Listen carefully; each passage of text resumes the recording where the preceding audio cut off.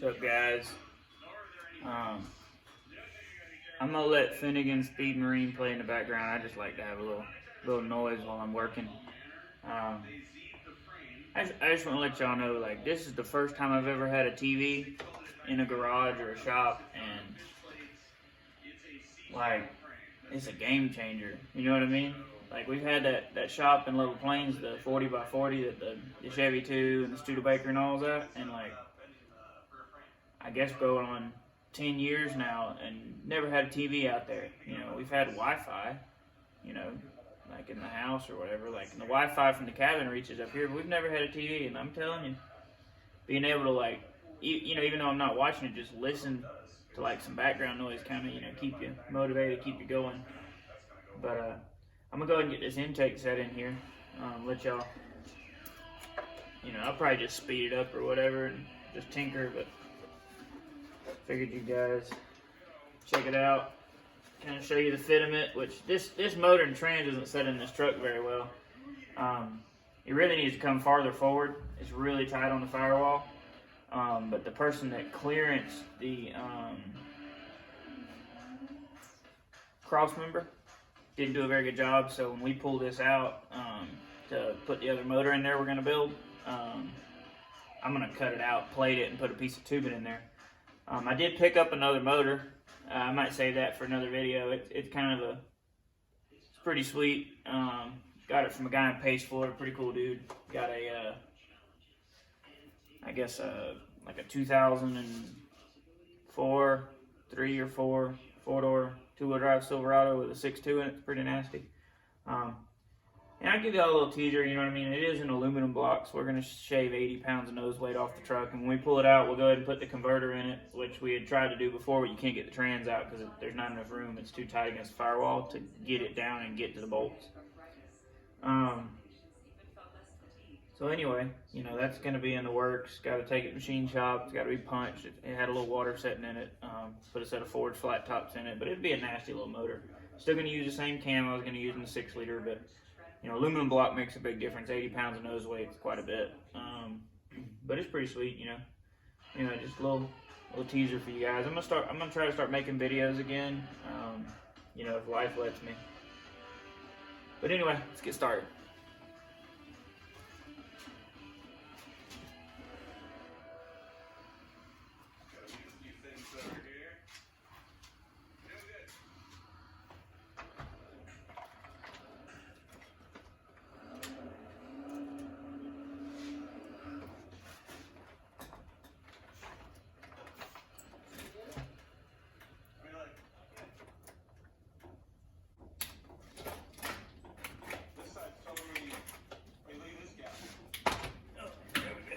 Had the harness pinched. There we go. Had the harness pinched in the back, but it's setting down. That's what it looks like.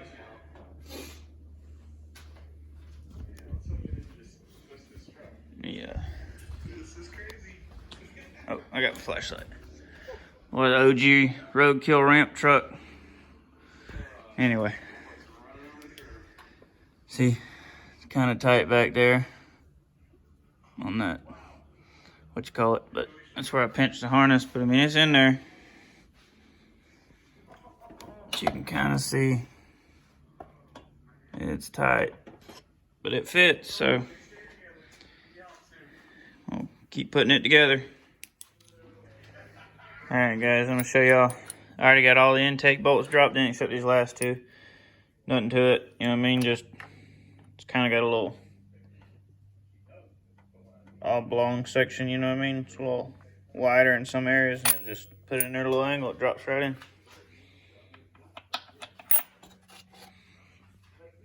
Anyway, I'm gonna go ahead and tighten all those up and keep going. All right, guys, intake's all tightened up, bolted down. These are 8mm, so are the fuel rail bolts. Those are already tight. All I'm gonna do now is go in here and clip on these injectors harness. You snap it down, push the lock. This truck has a current performance wiring harness. Some of this stuff's, you know, fuel solenoid for nitrous and all. I'm not gonna tap into that yet because I gotta got to get a nozzle because I don't have a 4-bolt plate. This is a 4-bolt throttle body. The original was a 3-bolt. So, you know, just a little stuff. Cap on that so we don't have a vacuum leak. And like I said, see, I had to extend this to come up here and reach that.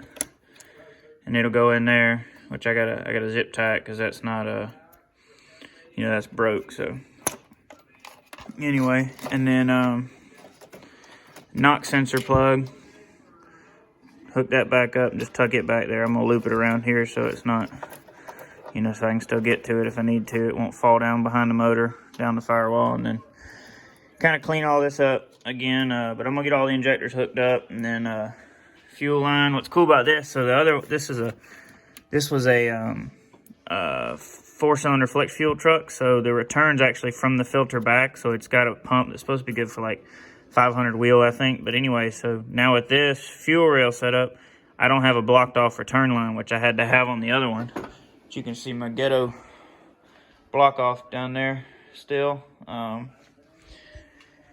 You know, just little stuff. We'll keep tinkering away and try to get this thing running today. All right, y'all, we're getting closer. Throttle cable is hooked up, so there's two options. Bottom option works best. This is the throttle bracket off the other intake. This hole was already drilled in it. I'll explain that in a minute, and I bent this tab up out of the way. It's got 1 bolt in it, but I mean, it's pretty solid. I think it's gonna be all right. Got all the injectors plugged in. I am going to say, like, when you drop the intake in, make sure you got everything routed kind of where it needs to go. I had to pull all these coil packs off to tuck the harness down below that there. And then I had the fuel line stuck behind that other harness back there. I had to fish that out. I still got to put the vacuum hose on for the booster. This side, I had to route this, and I had it wrapped around the harness itself, so I didn't have enough slack. But got the 2-step harness plugged back in. Got all the coils plugged in. I need to put a Deutsch connector on this so I can unplug this solenoid. But probably just going to pull the lines off of it and zip tie it up out of the way for now. We're going to keep plugging along. But anyway, there's an extra hole drilled in that. I'll show y'all. So on here, on this one, I've got a Harry Speedworks nitrous plate, right? Which moved it forward so it had tension on this constantly. So what we did, this is a little bracket I built, and so this bolted to the rear hull and that other one, then we drilled a hole in the center where it would space it right so the throttle would stay closed and we'd still get wide open throttle. So anyway, that all seemed to have worked out so far. But gonna, I guess, check the alternator, see if it's gonna clear if I'm gonna have to cut it. Got the fuel line hooked up, got that vacuum line hooked up, cap that off, still gotta zip tie that. Anyway, we're tinkering along. Alright guys, throw the alternator up there. Obviously it's not bolted in. This is an F-body alternator on a truck accessory. It's a little lower profile. Got a little bit shorter belt, but it looks better under the hood. But you can see right here, it's not gonna clear because it's gotta come down. So let me see here. We're gonna cut this off somewhere right in there. Should be all right. It's just well, little technical difficulties, guys. Can't seem to keep enough memory in my phone to work. But anyway, I got that alternator cut. I'm gonna show it to you and then slap it on there, and you know, we'll see if it's gonna work. All right, y'all, got her on there. Plenty of clearance now. All that was a place for a bolt to go in. I don't even remember what F-body accessories look like. I haven't had one in so long. But I do. I mean, I still got the accessories. I'm talking about the LS motor with them on it. But that's what we did. Whack that joker off of there, deburred it a little bit, and good to go. I'm gonna keep hooking junk up, see if we can get it to run. All right, y'all, got the alternator in, bolted on. Clear's good on that. Got the wire on. I would say you definitely need to unhook the negative side of your battery when you're going to do this, because you're going to unhook this alternator. This is a hot wire here. And then got these plugged in. It's a little tight down in there, but we got it. This plug for the alternator is a 4-pin single wire, just like what was on the truck. The F-body alternator, I don't know if it makes a difference. I changed it because I had it. It didn't cost me nothing. The truck alternator, the voltage regulator didn't like a lot of RPM. It'd quit charging. You know, and so during a pull, it dropped to like 10.5, 11 volts. So this F-body alternator is good. So I put it on there since I had it. So you do have that little bit of clearancing you got to do on that. Everything else, I think I've got hooked up. Got to get this vacuum line and then see how I'm going to do this elbow on this intake, because I got the short side flipped out. I think I'm going to have to pull it back apart. Excuse me. Anyway, got the belt on. Got all that. So we're going to see how this turns out. Alright, y'all. Looking a little ghetto. But, you know, at least I clipped the tails off my zip ties. Unfortunately, you know, I had a nitrous plate behind the throttle body and the spacer welded onto that other one. And with this one, it's not going to clear the alternator if I don't have it cocked up like this. So I'm going to go by the shop later and see if I've got something I can space this with, or either just order a throttle body spacer. But I can drive the dually worst case. But anyway, I'm going to throw some power on it, check for fuel leaks, and see if we can fire this thing up, see if it's going to run. Alright, I primed it. Don't appear to have any fuel leaks. Haven't cranked it over. I forgot to put on this vacuum line here. This one here. Just a little freebie. Put that one on before you even install the intake. You know, you ain't got to put it here, but just put it on the intake, because that was a job getting that little clamp on. Anyway, I'm going to open this garage door and see if we can fire her up. Alright. Gonna fire it up, see how she does. Should be a pretty good cold start. I'm going to watch the laptop just in case, see what it does.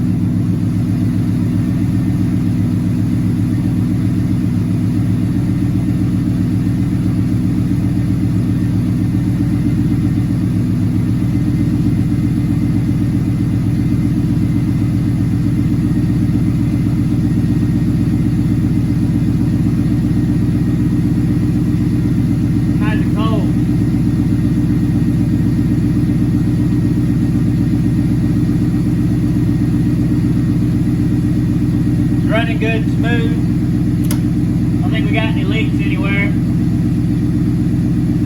We'll let it warm up and I'll get back with you. Hey everybody, get ready to wrap up this intake install video. So I'm at the shop. The S10 is on the lift to let it down so I can show you all this. Kind of everything, talk about it a little bit, finish this video up. Truck's here because some motor mount bolts came off on the driver's side, and it was already a tight clearance between the cross member and the oil pan. I didn't do the work. When I got the truck, the motor and trans was sitting in it. We just finished plumbing it and wiring it and getting it running, exhaust and suspension and all that stuff. But anyway, so what it's done is it has near about rubbed a hole through the oil pan. So I'm gonna have to brace the frame up, and then I'm going to cut the cross member out of it while the motor's in the truck, and then plate it on both sides and weld a piece of tubing in, and then pull the oil pan off, clean it, and weld it up. And then probably gonna get a little footage, do some rolling burnouts. We got some tires to destroy. A buddy of mine works at a tire shop, and he runs it actually, but anyway, hooked us up with some takeoffs. I'm gonna destroy those and then you know, get some footage and do all that fun stuff. But I think we're gonna sell the truck. I've really got it in my mind. That's what I want to do. Needs to go to somebody that's gonna really finish it the way it should be done. Because to me, all it's just a beater daily driver. You know, I enjoy it. It's fun, but I kind of want to maybe go a different route with some projects. Got some cars I've spoken for. Haven't paid the man. Haven't picked them up. But kind of wanting to go a different route a little bit. Get another car. It'll be LS'd, but make a daily out of it. And it'll be a little bit more of a hot rod, and probably easier to work on. A little more room in the engine bay since it's a V8 car from the factory. And then we got a 6.2, I guess a L92 truck motor, aluminum block truck motor. I'm still gonna hold on to. That was gonna be for this thing, but I think we might build it, slap it in the Chevy 2 with a T56 Magnum, because I really need an overdrive with that 457 rear gear and a 1-to-1 fourth in that Muncie. But let me get this camera flipped around and show y'all what we got going on with the truck. All right, everybody, where I stopped last time, the truck was running. This elbow was propped way up. I have not re-insulated this. I need to do that. And this is going to change again because I have that nitrous plate that'll set in here behind it. So this is not a smooth bellow. This is a regular factory bellow off of a 4th Gen F body. So I've got it coming off of there, and it turns, you know, it allows it to flex and turn down. Probably not the most efficient thing, because you can see it's kind of, you know, crunched up. But I got probably a 2-inch wide piece of this 4-inch tubing in here, deburred and cleaned up, that's clamped here, and that allows me to get it where the hood will shut. And then, you know, I just got my mass airflow down there, another one of those bellows, and our filter. But that's it. It's tight. It's in there. It works. I was driving the truck every day, and then I put it up here to swap wheels and tires around, and was looking it over and noticed that the motor mount bolts had come out of the driver's side, which allows it to torque over to the passenger side, and so it's been rubbing the oil pan. So I just, instead of maybe, you know, missing the oil pressure drop and it costing me a motor and a tow bill and all that, I figure I'll just drive my dually and get back to this, try to get it done. We'll try to get this car knocked out this week. I got one more pipe to do for the wastegate exit, and I've got the flange now, so get that done. I'll probably shoot some footage on that, let y'all check it out. But let me fire this thing up, see what it sounds like. Gotta go find the keys. All right, everybody, a little cold start action. See if it'll fire up. It's been setting about a week and a half, maybe 2 weeks.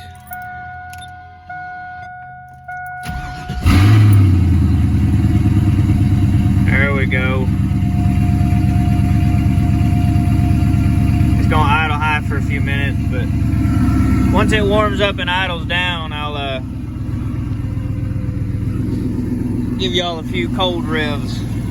That's what you do.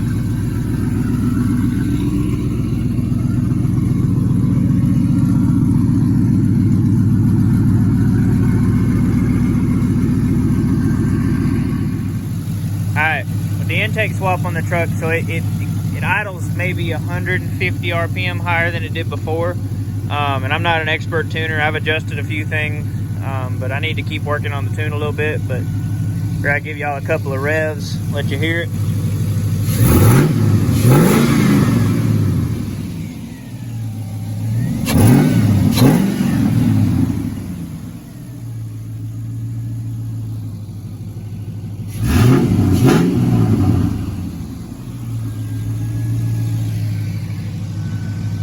Alright guys, appreciate y'all tuning in, checking out the channel.